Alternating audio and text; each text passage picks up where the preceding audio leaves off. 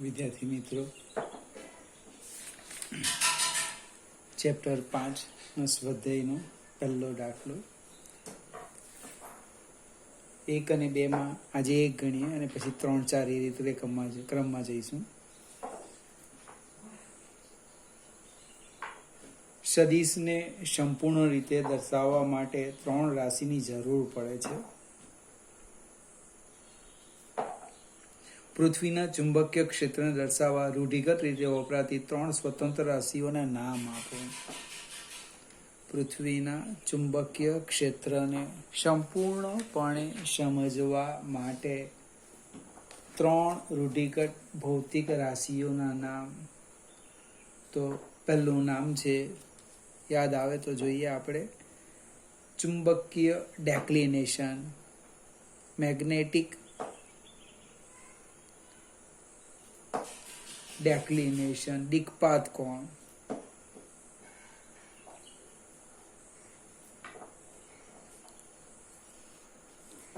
ચુંબકીય ડેક્લિનેશન અથવા તો દિક્પાત કોણ ડી. કોઈ પણ સ્થળે મેગ્નેટિક મેરિડિયન અને ભૌગોલિક મેરિડિયન વચ્ચેનો કોણ. બીજી ભૌતિક રાશિ છે 3માંની ડીપ એંગલ અથવા એનું એક બીજું નામ છે નમન કોણ. એની સંજ્ઞા આઈ લખેલી છે. કોઈ પણ સ્થળે પૃથ્વીનું ચુંબકીય ક્ષેત્ર અને શંખક્ષિતિજ વચ્ચેનો જે કોણ બને, અને આ પણ સંભાવના છે ને આ પણ સંભાવના છે, એ કોણને તે સ્થળનો નમન કોણ ડીપ એંગલ કહે છે. અને ત્રીજું, પૃથ્વીના ચુંબકીય ક્ષેત્રનો શંખક્ષિતિજ અને વર્ટિકલ ઘટક, સમક્ષિતિજ અને ઉધ્વ ઘટક, BH, H ફોર હોરિઝોન્ટલ, અને ઉધ્વ ઘટક માટે આપણે સંજ્ઞા લઈ લઈએ BV, વર્ટિકલ.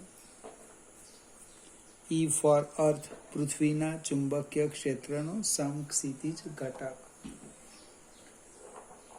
બીજો પ્રશ્ન છે, આ પહેલો પ્રશ્ન હતો એ. ફરી આ જે પ્રશ્નના જવાબ છે એમાં થોડું ઘણું વેરિએશન હોઈ શકે. દક્ષિણ ભારતમાં આવેલું એક સ્થળ પાસે ડીપ કોણ 18 ડિગ્રીનો છે. તો બ્રિટનમાં ડીપ કોણ કેટલો હશે? હવે સમાજ વિદ્યામાં ઇન્ટરેસ્ટ હોય તેને થોડો ખ્યાલ આવશે કે બ્રિટન ક્યાં છે અને ભારત ક્યાં છે. આ આપણે ચુંબકીય વિષુવ રેખા લઈએ.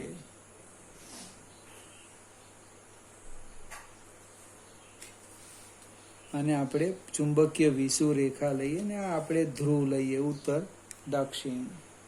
તમે ચુંબકીય વિષુવ રેખાથી જેમ ઉપર જાઓ, આમ જાઓ કે આમ જાઓ, તો નમન કોણ વધે. અને અહીં બી લખી દઈએ, નમન કોણ વધે.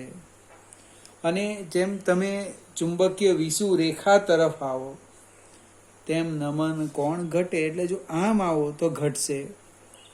હવે કોઈ એક સ્થળ ભારતનું છે, કોઈ એક સ્થળ આગળ નમન કોણ ધારો કે 18 છે, તો જે બ્રિટન છે એ વિષુવવૃત્તથી ભારતની સરખામણીમાં દૂર છે, એ ચુંબકીય ધ્રુવ તરફ છે, એટલે એનો નમન કોણ વધશે.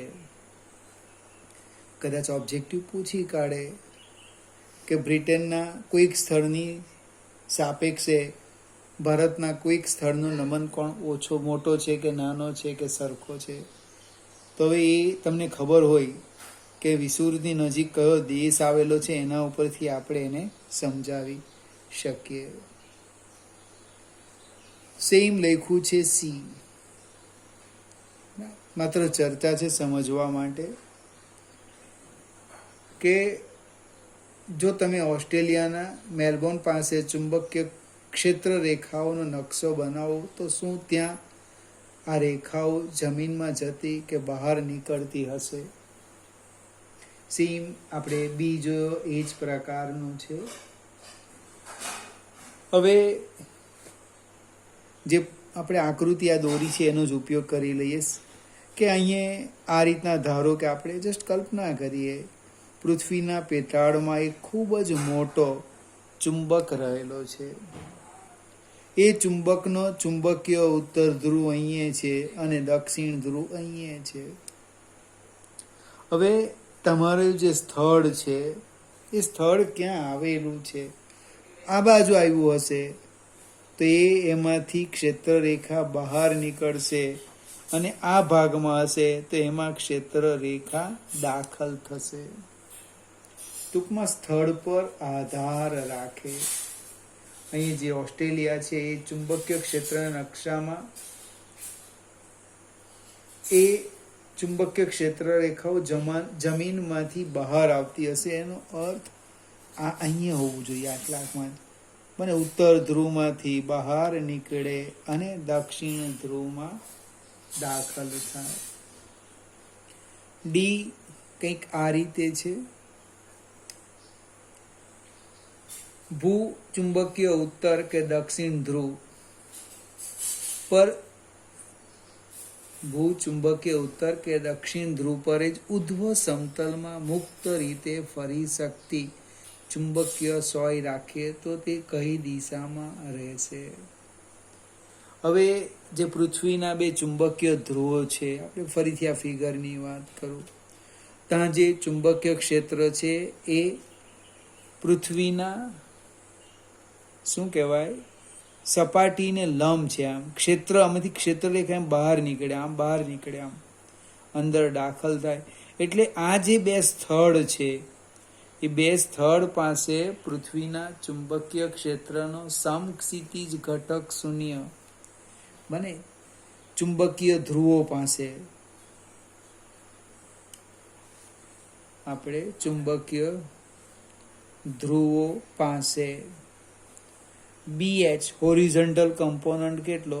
0 બને. સમક્ષિતિ દિશામાં એને બળ ન લાગે તો એ કોઈ પણ દિશામાં રહી શકે. ત્યાર પછી સેજ આગળ જઈએ.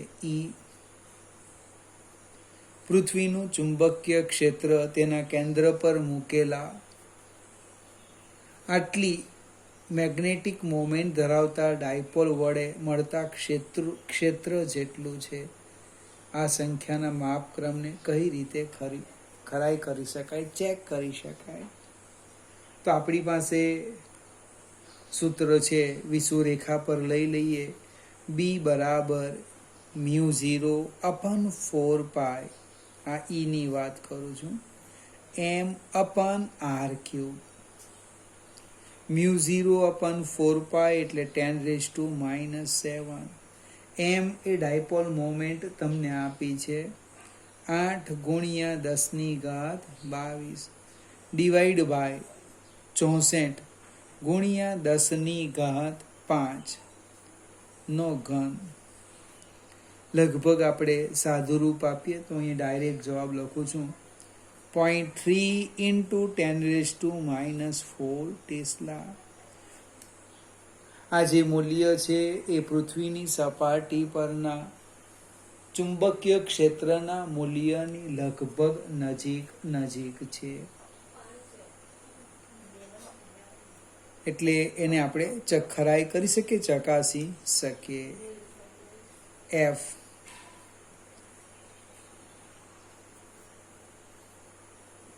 ભૂવિજ્ઞાનીઓ દર્શાવે છે કે મુખ્ય ચુંબકીય ઉત્તર દક્ષિણ ધ્રુવો સિવાય પૃથ્વીની સપાટી પર જુદી જુદી દિશામાં રહેલા બીજા બધા સ્થાનિક ધ્રુવો પણ અસ્તિત્વ ધરાવે છે. આવું કેવી રીતે શક્ય બને? આનો લગભગ બહુ એક્ઝેક્ટ જવાબ નથી, હું જે સમજાવું એ પ્રયત્ન કરીએ કે પૃથ્વીની સપાટી પર મેગ્નેટિક એટલે કે ચુંબકીય ગુણધર્મ ધરાવતા જે દ્રવ્યો છે એ રહેલા હોય. એની કારણે શું થવાનું, સપાટી પર જુદી જુદી દિશામાં રહેલા બીજા બધા સ્થાનિક ધ્રુવો પણ અસ્તિત્વ ધરાવે છે. તે શક્ય છે. કારણ શું છે? પૃથ્વીનું ચુંબકીય ક્ષેત્ર ફક્ત સન્નિકટ રીતે જ ડાયપોલનું ક્ષેત્ર છે. સ્થાનિક ઉત્તર દક્ષિણ ધ્રુવ કદાચ ચુંબકીય ખનિજ જથ્થાને કારણે ઉદ્ભવી શકે. કહેવાનો અર્થ, આનું પૃથ્વીનું જે ચુંબકીય ક્ષેત્ર છે એ સમજવા માટે બધી જુદી જુદી માન્યતાઓ છે. હાલમાં આપણને કોઈ એવી એક ચોક્કસ માન્યતાની સાબિતી મળેલી નથી, અને આ જે મૂલ્ય છે એ ખૂબ એની નજીકનું સન્નિકટ રીતે જ સાચું છે. સેમ બીજો પ્રશ્ન આવો છે, એ જરાક જોજો, એની હું ચર્ચા આવતીકાલે કરીશ. આજે આપણે એક 2 કે 3 મૂલ્યવાળા દાખલા જોઈએ.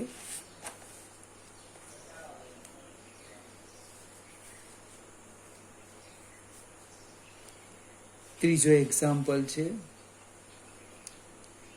એક નાના ગજિયા ચુંબકને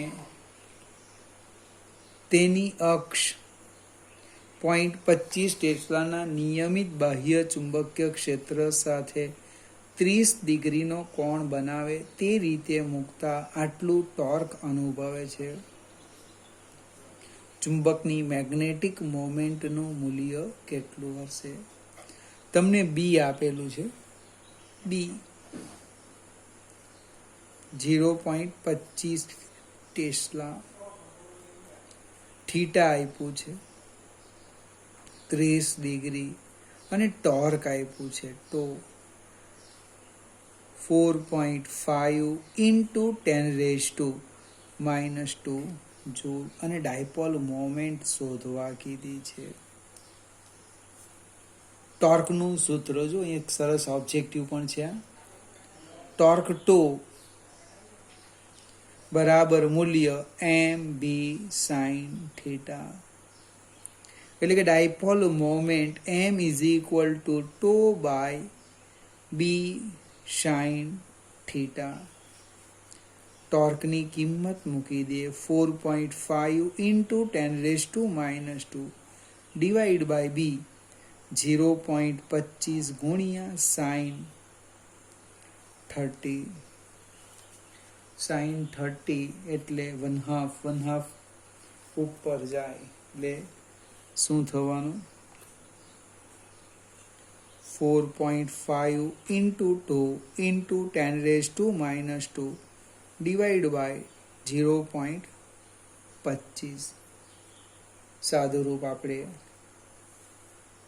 આપીએ એટલે લગભગ જે આવે તે, અને એક એકમ થાય એમ્પિયર ઇન્ટુ મીટર સ્ક્વેર, ને બીજું અહીંથી પણ લખાય જૂલ પર ટેસ્લા.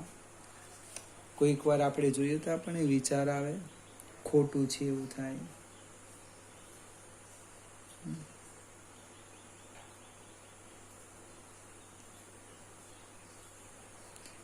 જૂલ પર ટેસ્લા ક્યાંથી લખ્યો? અહીંયાથી. ટોર્ક ક્ષેત્ર એ ન લખવું હોય તો આપણે લખી દેવાનું ampere into meter square. Same ચોથો એક્ઝામ્પલ છે, મેગ્નેટિક મોમેન્ટ આપી છે.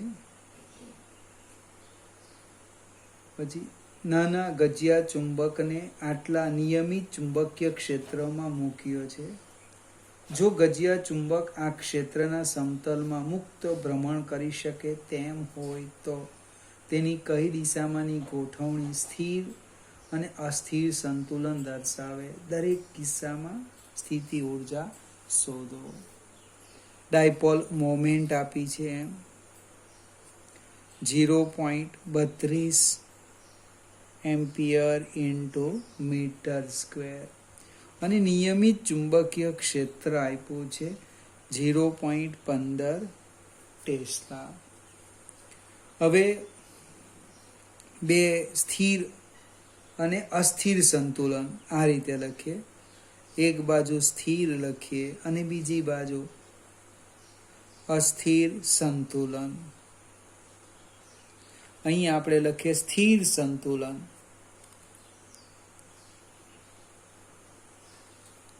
સ્થિર સંતુલન ક્યારે મળે? થીટા ઇક્વલ ટુ 0 અને અહીંયા મળે theta is equal to pi. હવે બંને કેસમાં આપણને સ્થિતિ ઉર્જા શોધવા કીધું છે, તો સ્થિતિ ઉર્જા લખાય યુ બરાબર minus mb cos theta.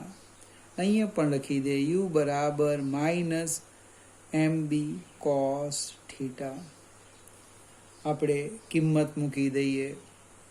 You બરાબર માઇનસ m 0.32, b 0.15, cos 0 એટલે 1 થાય, 0.32 ગુણ્યા 0.15 એટલે લગભગ માઇનસ 0.048 જોડ. સામે લખો અહીંયા માઇનસ 0.32 ગુણ્યા 0.15 cos પાય. cos પાય એટલે -1, ઓછા ઓછા વત્તા એટલે જવાબ આવશે પ્લસ 0.048 જોડ. બને અસ્થિર સંતુલનમાં, અને આ થવાનું સ્થિર સંતુલનમાં. માઇનસ આ બેની સાપેક્ષે લઘુત્તમ સ્થિતિ ઉર્જા. સેજ આપણે આગળ જઈએ. 5મો એક્ઝામ્પલ.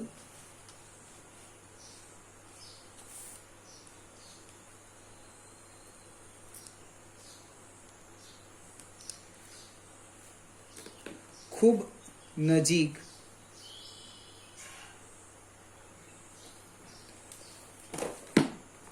વીંટાળેલ 800 આંટાવાળા અને આટલા આડછેદનું ક્ષેત્રફળ ધરાવતા સોલેનોઇડમાંથી 3 એમ્પિયર વિદ્યુત પ્રવાહ પસાર થાય છે.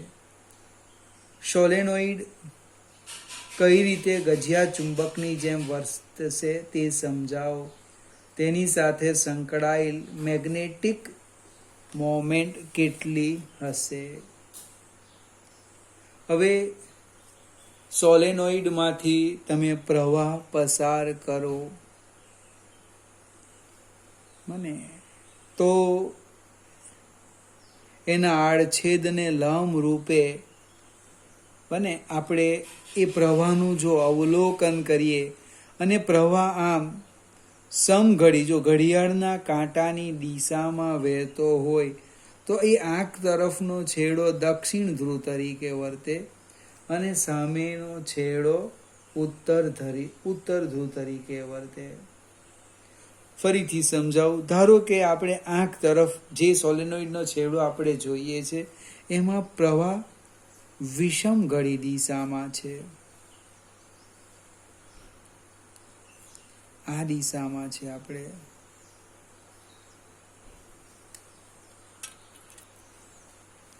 પ્રવાહ વિષમ ઘડી દિશામાં, એટલે આ રીતના વિચાર્યા. એટલે આંખ તરફનો જે છેડો છે ગૂંચળાનો એ ઉત્તર ધ્રુવ તરીકે વર્તે અને સામેનો છેડો દક્ષિણ ધ્રુવ તરીકે વર્તે. કહેવાનો અર્થ એ સોલેનોઇડમાંથી પ્રવાહ પસાર કરવામાં આવે ત્યારે સોલેનોઇડ એક ચુંબક તરીકે વર્તે. જો એ ચુંબક તરીકે વર્તતો હોય તો એની ડાયપોલ મોમેન્ટ, ચુંબકીય ડાયપોલ મોમેન્ટ, એ આપણે આગલા ચેપ્ટરમાં જોઈ ગયા. એમ અથવા ત્યાં મ્યુ લખ્યું હતું, NIA. તમને અહીંયા આટાની સંખ્યા પણ આપી છે n 800. ક્ષેત્રફળ પણ આપ્યું છે a 2.5 ગુણ્યા 10⁻⁻⁴ અને પ્રવાહ પણ આપ્યો છે 3 એમ્પિયર. આ બધી જ કિંમત આની અંદર મૂકી દઈએ. 800 ગુણ્યા 3 ગુણ્યા 2.5 ગુણ્યા 10⁻⁻⁴. સાદુરૂપ આપીએ તો જે આવે એ આપણો જવાબ. Dipole moment ampere into meter square.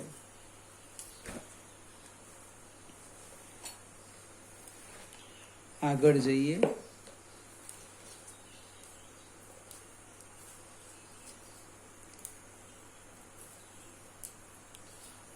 Example number 6.